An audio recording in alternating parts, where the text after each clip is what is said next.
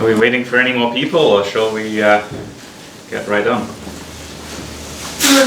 think everybody's here. Everyone's here. Okay, nobody dares to sit at the front this time. All right.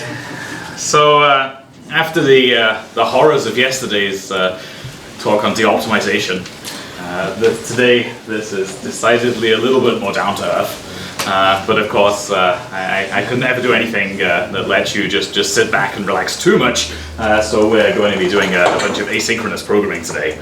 But don't worry, because it's Perl 6, so we've made it relatively pleasant and easy. So what I want to talk about today is a journey from the very basics of distributed programming, which I guess is sockets, up to building services. And I want to talk about building them in a reactive way. So effectively, we're looking at reactive distributed software in Perl 6, and this talk is sort of to blame for some person in Japan who, in the audience of one of my talks there, asked at the end, "This concurrency stuff looks good, but do you have any answers about distributed stuff?" And I was like, well, I'm sure we could come up with some good answers. And since then, I've sort of been looking at that area. So let's start out by trying to define what these words, reactive and distributed system, mean. And for distributed system, oh, hello. Oh, wow, I love my slide clicker. Oh, well. So what? Another one? Sorry? I have another one. You have another one? Wow, that would be so cool. Oh, the battery has... I put new batteries in before we left home. I can't believe it. Batteries ain't what they were. So what do things even mean? So distributed systems, I always like to say about distributed systems. Now, a distributed system is one, and this is a very practical definition. Thank you, Liz. Distributed system is one where the answer to is it working basically converges always as it grows on being some of it. And the answer to which bits of it are working are we don't actually really know, or we can't actually tell. No, this one doesn't work either. So I'm wondering if it's next one. No. Did you switch it on? Did I switch it on? No, I didn't switch it on. Wow, now it works. Whoa. Oh wow. Did I switch mine on? Yeah, I did. Okay, I'm not quite that stupid. All right. So, okay, so that's a useful definition for what you should know if you decide to build a distributed system, because that's always where it ends up. Now, more technically, it's a system that consists of one or more processes. And a process is something that has basically two defining properties. One is that it has its own isolated memory space. And the second one, which makes distributed systems so interesting, is that it can fail independently, which is what gets us to the things I just said on the previous slide. So this set of processes can potentially be spread across or just a couple of processes on your machine. These days, deploying in containers is all the rage. I'm kind of fond of that. And those can be spread, of course, over multiple virtual machines, real machines, data centers, countries, planets, I guess. So the thing about distributed systems is that they are inherently asynchronous. What I mean by that is that when we are expecting some data to come to us, when will it arrive? Well, whenever it arrives. If it arrives. And one of the things that I've seen quite a lot of times when I've gone out to different clients when consulting on stuff is this sort of anti-pattern where they say, let's break our system into services, and then don't really change their design mentality to cope with that. And what you end up with is saying, well, it's a little bit like we take this object and this object that we're in the same process, and we put the network between them, and yay, now we have a distributed system. But of course, you do a method call on that object, and because a lot of object orientation is not actually that great, a lot of your method calls end up giving you back responses. A lot of good OO design is what we call tell, don't ask, okay? So you tell an object to do something, you don't ask it for something and then do stuff on the data. That breaks all the encapsulation. But that's another talk. But that becomes really, really important when you build distributed systems. And of course, what then happens is you end up saying, but actually in that object, we'll then call that object, but we've distributed those two, and now you have a chain where you make a call to one service, and it calls another service, and it calls another service. So what's your availability on the first one? Well, it's multiplying out the availabilities of the second two, okay, which means that you have to high availability to things at the end of the chain, which is expensive. But it gets worse, because then if you think about your response time, okay, it increases each level, and virtual machines hate it, because generational garbage collection likes for objects to live a short time or a very long time. But of course, then we end up with what we call midlife crisis, okay, where we have objects. That's really what they call it. I'm sure whoever came up with that was very proud, and it resolves his own. What actually happens is objects, instead of being quickly allocated and going away soon because we responded to a request, get stuck in the old generation because they live just long enough, and it sort of makes our garbage collector very sad as well. So this is decidedly an anti-pattern. So when we start building distributed systems, we often want to think about them in a more reactive way. So interactive programming is essentially we ask for something and we sit there blocking until it's available. Okay, and this is typified by the iterator pattern. So when I have say a sequence of things, let's say lines from a file or a set of prime numbers, okay, when I ask for the next one, I pull. And if I have to go off to the disk or I have to do a bunch of computation, then I sit around waiting for that work. The opposite, or the opposite isn't quite the word, the technical word is the categorical dual, for those of you who like your category theory, is the observer pattern. And the observer pattern is where we go and we subscribe and we say, tell me when something happens. And then whenever something happens, we do something. Okay? And that's a reactive sort of pattern. Now, reactive is a much better fit for a distributed system because we aren't writing things in a way where we sit around waiting. We're generally doing things just by reacting when they happen. And if we can try and factor our systems that way from the start, we're in a bit of a better place. Another nice thing is that it then makes it easier to bring time into our problem spaces, because to get robust distributed systems, we often want to start introducing things like timeouts and retries and circuit breakers and all of those. And it just turns out if you asynchronously factor things in the first place, those sort of mechanisms become a lot easier to put in because you already have a way to start composing the operations together and get time into the equation. Okay, so reactive programming in Perl 6. One of the things that I quite like to do when I look at the language and say how does it handle interactive and reactive programming is draw myself a table like this, okay? And I say for interactive and reactive, ooh, it's green, mine's red, it's cool. What do we do to represent one value, and what do we do to represent many values? So for one value, well, if I want to produce one value, okay, in an interactive way, well, I just run a piece of code that produces the value. And that value is just represented by the value itself. So it's an int, or it's an order of chocolate, or whatever, okay? So one value is just the value itself. Now, sec, or sequence, if you like, represents a potentially infinite sequence of values that are produced on demand. So when you call the .lines method on a file handle in Perl 6, you get back a sequence. When you use the gather take, that's a sequence. When you use the ... sequence operator to generate an interesting sequence of numbers, that's a sequence.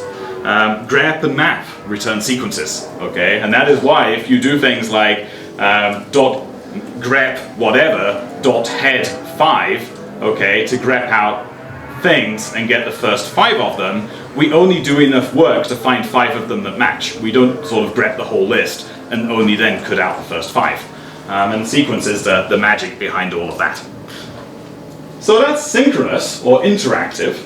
Okay, what about asynchronous or reactive? Well, for a single value that will be produced asynchronously, we represent this using a promise. Now let me show you the basics of a promise. So a promise is an object that often we won't make it ourselves, often we'll be given it, okay, but just to show you how it works. We make a promise. It starts in planned status. That means we plan to produce a value at some time in the future. And it can be kept, okay, so we can keep it, in this case with the number 42. Its status is then kept, and we can then ask for the result, and it's 42. And a promise is, of course, safe to use across multiple threads. You can set the result in one. A bunch of other threads can be waiting for that result or set up things to do in response to that result. And of course, one of the really important things about asynchronous programming is we have to transmit errors, because it can get really difficult when we're doing some work here, but we set it up over here, and we actually want to get the error from where it happened to the place we were expecting a result. So what we also can do is break the promise. You can put an exception object in there or a string, okay, and we'll turn it into an exception.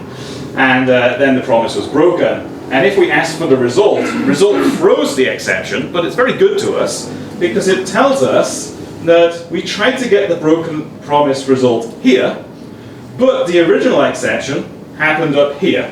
Okay, and of course we're in an eval, so that the line numbers aren't very exciting, but if you imagine this was code spread over a bunch of modules, that's pretty important. Even better, if you have a cascade of things where you're asking for promised results, you'll actually get a nice indented bunch of stack traces showing you all of the places that it cascaded up, which can be a bit of output, but it's much better than not having a clue where the thing went wrong. So typically a promise will be kept by an operation running concurrently. That may be some code that you start running on the thread pool. It might be an asynchronous I/O operation, like establishing a socket connection. We'll see that soon. So that's promise. Now, what about a sequence of values that are produced asynchronously?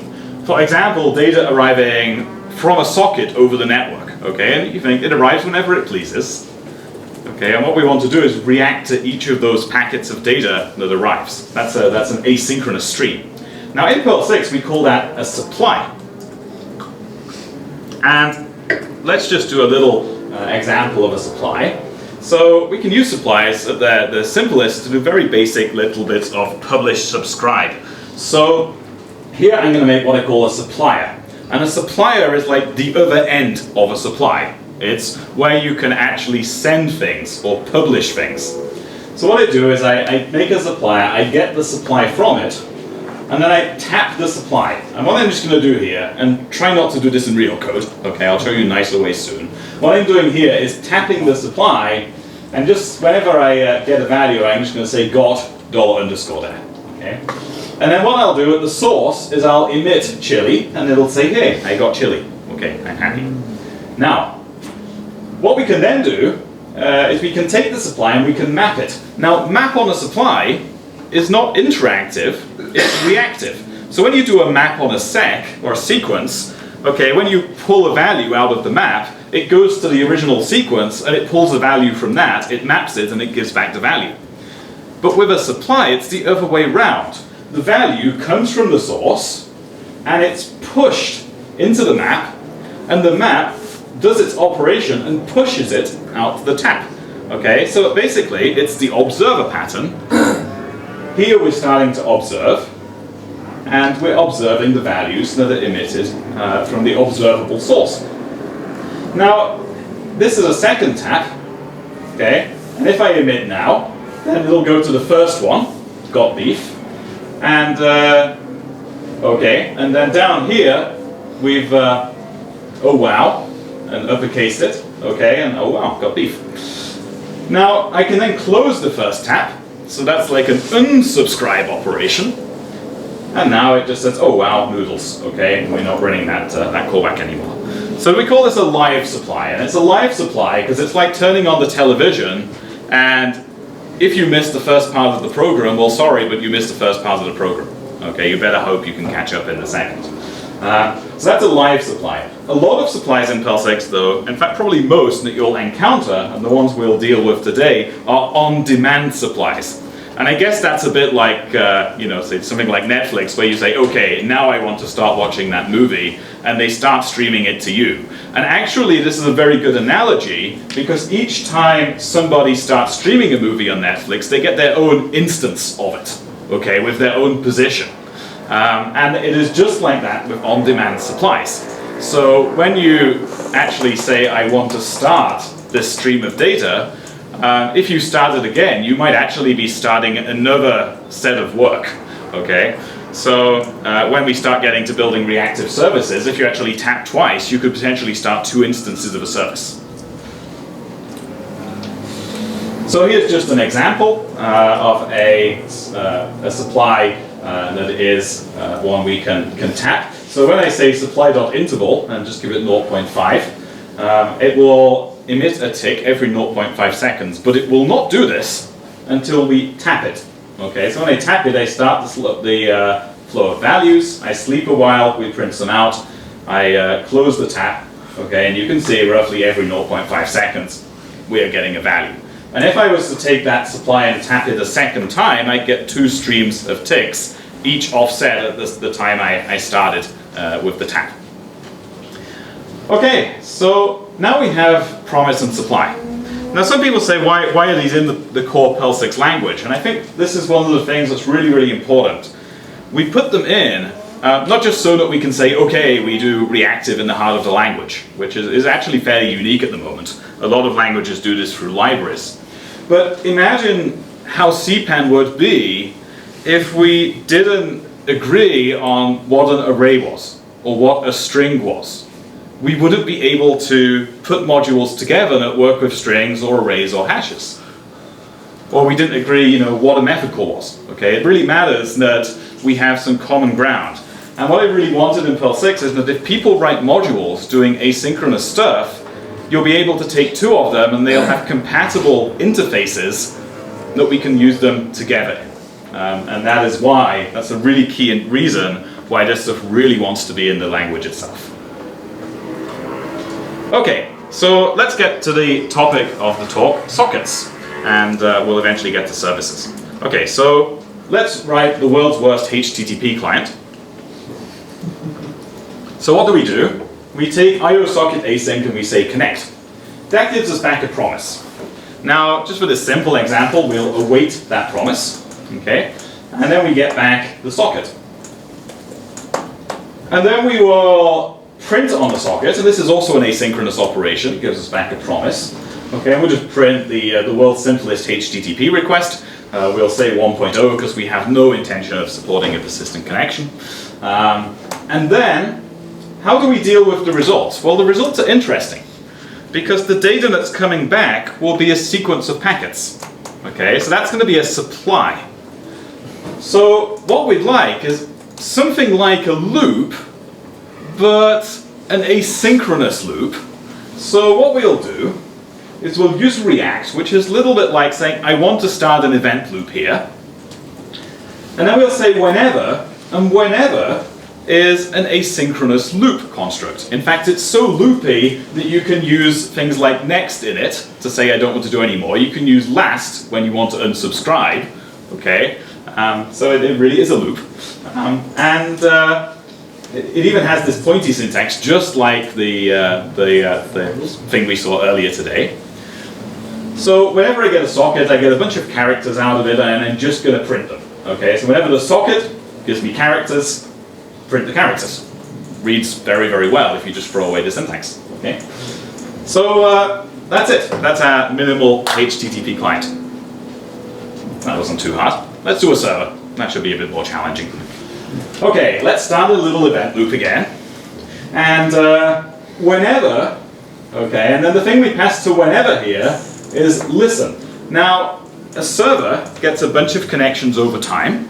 So what we'd like to do is react whenever we get a new connection. So the new connection comes into here. So that's how we are accepting the connections. And then each time we receive something, okay, then this is data coming in from the socket.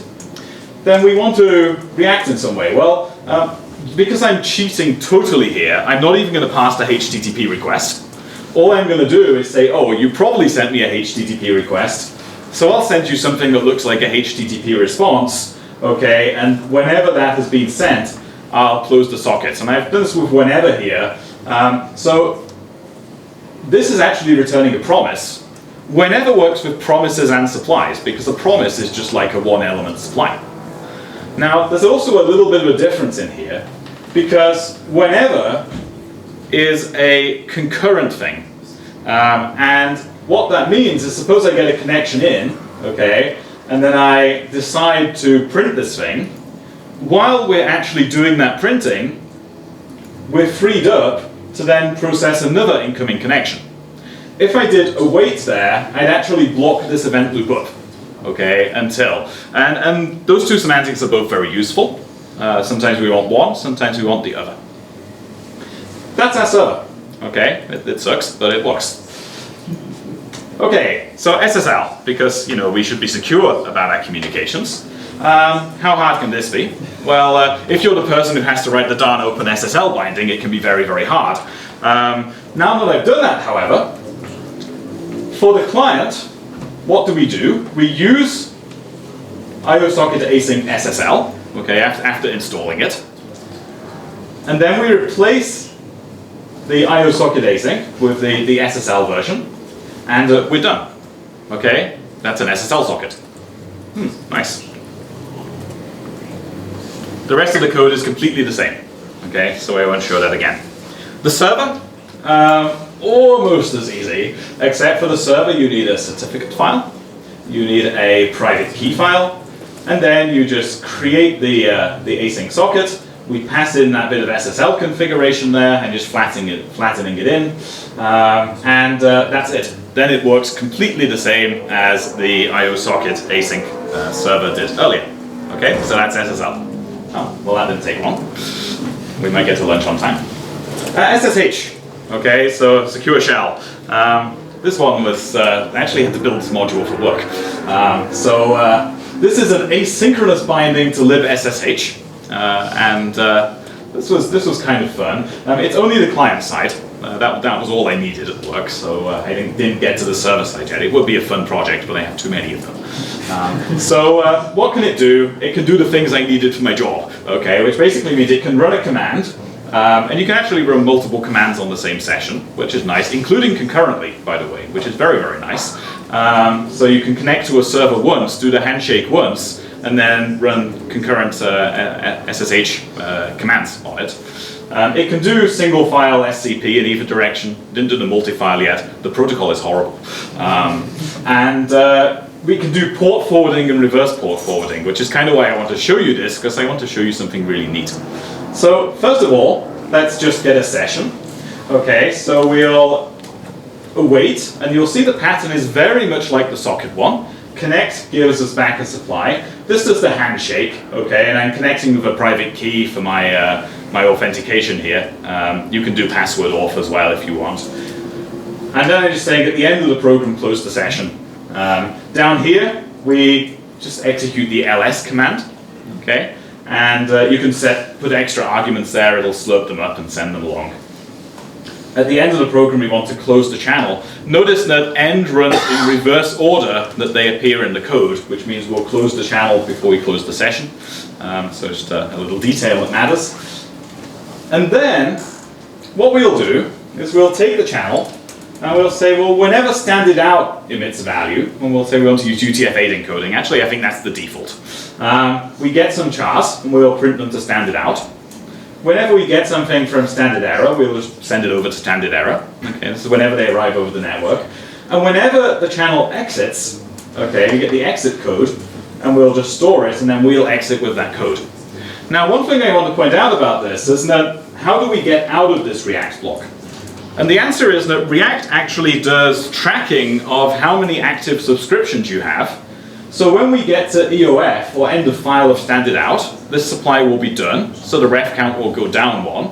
Okay, the same for this. And when we exit, it'll also drop by 1, and we're done.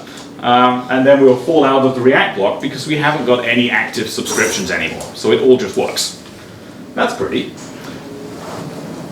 Port forwarding. So does anyone not understand SSH port forwarding? Well, no one puts their hand up, so that means everyone does. Somebody explain to me SSH port forwarding. Yeah, I thought so. You're just shy. Okay, so what happens with port forward? Okay, what we want is we have our local machine. We want to connect to a port on our local machine. That is tunneled over the SSH connection. And then the server that we've connected to makes an outgoing connection somewhere else. And it is absolutely great if you're, for example, in China behind the Great Firewall, because you can tunnel anything you want through a server sat in Europe and get the real internet. Apart from they sort of detect you're doing that and attack your connection, which is really annoying. But let's write this program. So what we're going to do is we're going to react, and we're just going to set up a really simple little socket server on the local port. And whenever we get a local connection, what we're going to do is open a forwarding session over the SSH channel, which we can forward things on, and that's the remote port, okay, and the remote host we want to connect to. These two are actually just not very important, actually. You can throw whatever you want in there, it turns out. Now, then we get a channel object. So what do we need to do? Well, what we want is every time something is sent over the connection locally, we want to forward it or write it to the SSH channel. And when the socket is closed that we have locally, then we want to close that channel. And then we just want to do the other thing the other way around. Okay, so when we receive some data, we write it out to our socket. Now imagine writing that without React and whenever. Okay, this would not be fun. You have to manage the fact this can handle concurrent connections again, just for free, okay, because it's all closurized, so all of this just works. But also, you'd have to worry about doing some kind of select, so you read from these two in the right order. Okay, it's all great fun. Yeah, I think that's quite pretty for what it's doing. Okay, so all very well, but what about building more serious application level protocols? Because we want something a bit more there. They're much more complex. We need to break the problem down into much more reusable and isolated components if we're going to deal with the complexity of things like HTTP, for example. We also want to be able to add middleware. So if I have a bunch of things going over HTTP and I'm processing them in the server, I want to plug in things like authentication, or I want to plug in caching, or I want to plug in some kind of adding magical headers for security, or logging, or all of these things. And also I want to be able to have some insight into what's happening. So, since somebody's question way back, a few years ago, okay, please don't ask me any questions, I don't know what I'll have to do in 2 years. But since that question I've been thinking about this problem, and then I started digging in about a year ago to trying to build something to sort of try and get a solution to this. And in the last couple of months I was joined by a colleague at Edgement where I work, and we've been working on this together. And actually I wanted to show you what we've built today. Yeah, a reveal. Yeah, so today I'm going to share this, and hopefully you'll like it. We've called it Crow, and soon you'll see why. Then you'll groan. Of course, it's a Jonathan project. It'll be a pun, or a Slavic word. This time it's a pun. Okay, so let's start out with TCP. Let's build a TCP service that does ROT13. Okay, yeah, really enterprise here. So what we're going to do is we're just going to use Crow. We're going to use Crow TCP, which is just the TCP components. And what I want to write is a Crow transform. And a transform is a component in a pipeline that turns one thing into another. And it consumes a TCP message, and it produces a TCP message. And you'll notice that the transformer is reactive. And then in the transformer, we'll say, whenever we get a message on the socket, emit a new message that consists of the data we got, decoded as Latin 1, turned into ROT13 by some Perl 6 magic that I stole from Rosetta Code. I hope it works. Yeah, I know it works. And encoded back to Latin 1. So now I have a transform. Let's host it. So what we'll do is we'll compose a service consisting of a TCP listener and our transform. Okay, and run it. So we start it, and it runs in the background, so we can start a bunch of endpoints in the same process if we want. And I'll say whenever I get a SIGINT, stop, okay, and we're done.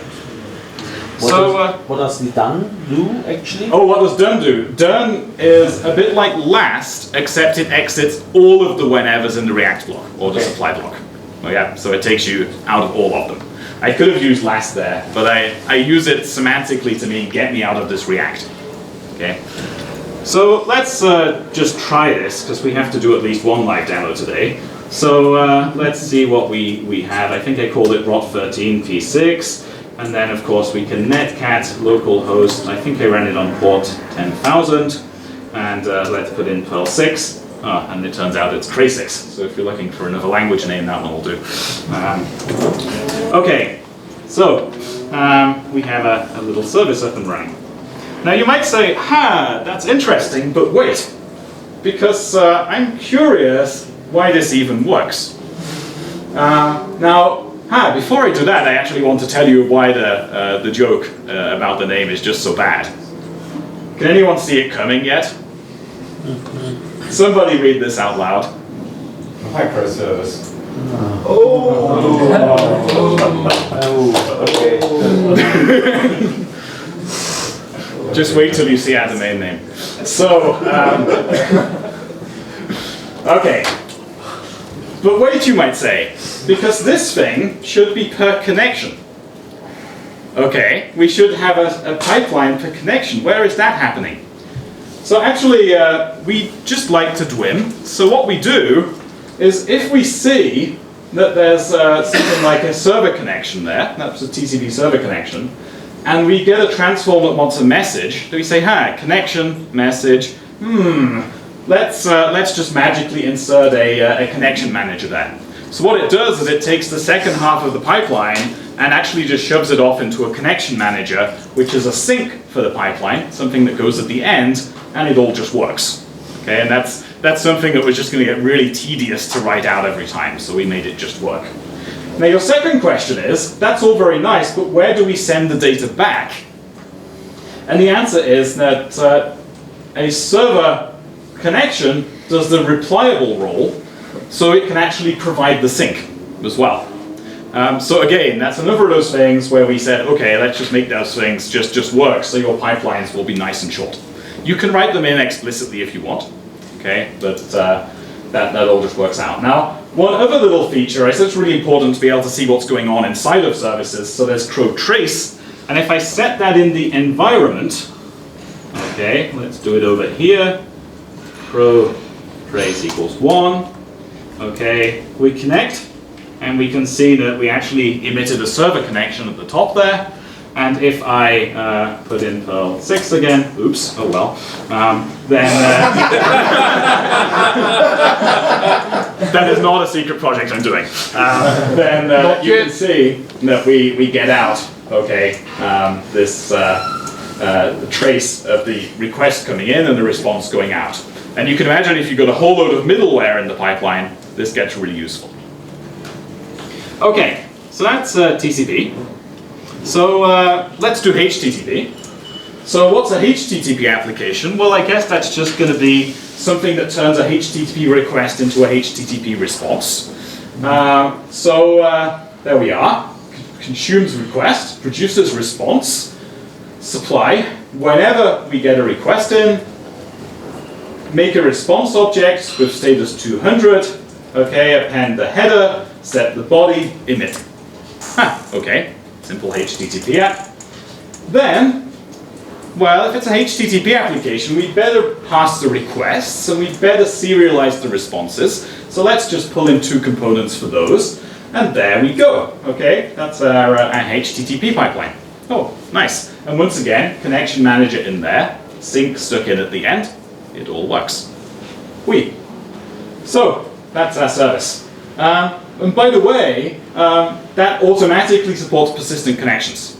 Okay, so if I think I have one that I can, let's just see, Perl 6, simple HTTP, and let's just curl, let's just see if I get this right. Localhost 10,000. Okay, and if I do this wonderful trick where we can produce 2 requests, it's like that, and if I go and stick -v in here, you can see from the curl output that it actually reused the existing connection. Okay, so we support persistent connections. Yay, it's nice. Okay, so we can also stick middleware in to our pipeline, just shove it there. Okay, very nice. That's a logger, so we get some logs written out. But what about HTTPS? Well, this is the beauty of the whole pipeline model. We just swap the TCP listener for an SSL listener, and we have a HTTPS server. Okay, that works. But, oh Jonathan, you say, this is also cool, but I can't be bothered to write this boilerplate every single time I want to make a HTTP app. Yeah, you shouldn't. So, we have Crow HTTP server, which builds the pipeline for you, just out of a bit of configuration. So it's not doing anything you couldn't do by hand, it just takes the arguments and sets it up for you. Now, actually, that sort of is only half the truth of what it does. And, oh, but that's a secret, and I'm going to come to it later. Okay. So, the other thing you might say is, writing that transform, okay, do I really have to write all this? And how do I map URIs and all of that? So what we did is we also built a HTTP router. Okay, so you just say, I want to have a set of routes that get, and then I just want the content to be content type text lane and a message. And the router, we could do a whole talk on the router, but unfortunately I don't have very long, so I won't. But it basically uses Perl 6 signatures and then introspects them and compiles them into a token, which then uses LTM to do request dispatch. So it all feels very, very Perl 6-y. Yeah, so that works. You can put a subset type on there if you want to constrain it further, so that you can not get hacked by getting weird things in URLs. You can also here have even optional parameters and set defaults. It just works. We tried to get all the signature stuff to work.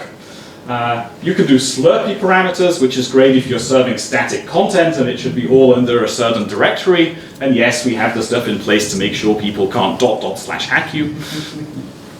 Name parameters grab stuff from the query string, okay, and you can subset them too.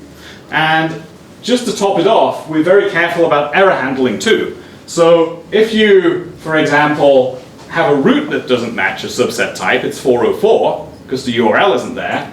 But if your query in unpack doesn't work, it's 400, bad request. Okay. You can also plug in body parsers, and I just want to show you this one as a very quick example. So if we have a JSON body parser, you can actually destructure the JSON, and it actually lets you select the best one of these. It actually smart matches the signatures and picks the one that's best. So you can actually destructure incoming messages as well. That's fairly cute. Okay. 5 minutes. 5 minutes. Okay. So okay. So there's loads of features. Okay, I'll point you at the docs. Now HTTP2. Okay. Now I'm really sorry to be a little bit anticlimactic about this, but if we just go and start up simple. Where was it? I think I did a HTTPS refactored P6 here. And if we just do a curl on that. Oh no, it's HTTPS. Really? Oh, you stupid OpenSSL. Damn you. Okay. Oh, we have to put -k, of course. Okay. So let's do -v. What do you see? Whoa. Using HTTP2. Okay. So actually the thing I showed you earlier, out of the box just works with HTTP2. If you only with HTTPS, okay, that's the only thing browsers do anyway. But yeah, we use ALPN to negotiate it, which is part of the SSL protocol. Real anticlimax, we didn't have time to get push promises yet. Okay, and I'm not going to go into what they are, but we'll get to those. Okay, so in my last couple of minutes, okay, WebSockets. one example. So we've integrated them into the router. So all you do is you write a router endpoint. You say, I want a WebSocket, okay? And all we'll do is we'll make a supplier which does publish subscribe, and then whenever we get a chat message on the WebSocket, we'll emit it to this. And whenever this emits a value, we'll send it to all the clients. Oh wow, instant chat server. Okay, so that's WebSockets. Clients, yes, we have clients too. They're built around the pipeline concept. There's something called a connector. A connector is something that goes in the middle of the pipeline because the network is in the middle. And we have a HTTP client. It has the features you would hope based on what you saw on the server, so persistent connections, middleware, pluggable body passers, even a cookie jar if you want to do that sort of stuff. So we hope this will be a really nice Perl request client as well. There's a WebSocket client as well, just in case you want to use WebSockets for inter-service communication and integration tests. All right. We're also working on ZeroMQ support as well. This is very early. I'm not got any demos of this yet, but the module is there, and this looks very promising for doing things like work distribution and so on. Okay. Tooling, again, just very quickly. We have a stub thing, so crow stub, HTTP, whatever, and it will actually stub you a little service and let you get started quicker. We have some best practices, like we take port numbers out of the environment, so it's easy to containerize your service later. The other one we have is crow run, and this runs one or more services. Okay, it sets up the environment, it gives them port numbers, and it watches for changes and does a restart automatically. Okay, so I actually have that running. This is the crow website. Okay, and if I just put an extra handler in there and write this file, and I flip back over here, then you'll see it's actually done a restart of the website there, and now it's up and running again. And if this listens for multiple services too, so you just run it in your root directory and you're good. There's also, by the way, a tracing version of it, so you can say crow trace, and it'll turn on trace for all of your services. We're planning a web front end for this as well. Okay, so crow web. Coming soon. Okay, so, phew, it's lunchtime. I've reached the end, it's good. So in closing, we're releasing this as an early beta today, and after lunch I will push all the repositories up there and do the Zeph thing, the meta list thing, so you can commit it. Add a name, okay, you can just put crow.services, but this was just so cute, okay? My crow, so yeah, okay. Hope you'll forgive me for the pun. But I wrote a lot of code, maybe you will. Not just me, okay, big thanks to my colleague Alexander, who did a lot of the work on this as well. So, but just in closing, I think Perl 6 has some really promising asynchronous support, and it will be very interesting for building distributed systems. And I hope the modules that I've shown today, and including this new crow, that we have built will be a useful and interesting contribution to letting people be able to use Perl 6 more for those sorts of problems. So, and I say it's an open source project, so everyone is welcome to come and join in.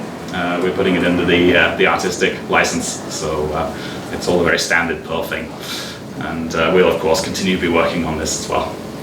All right, so thanks very much, and there's the not so cute version of the URI again, okay? So I doubt I have time for questions because I've probably eaten some of our lunch. Oh, that's a funny way of putting it. But okay, so catch me later.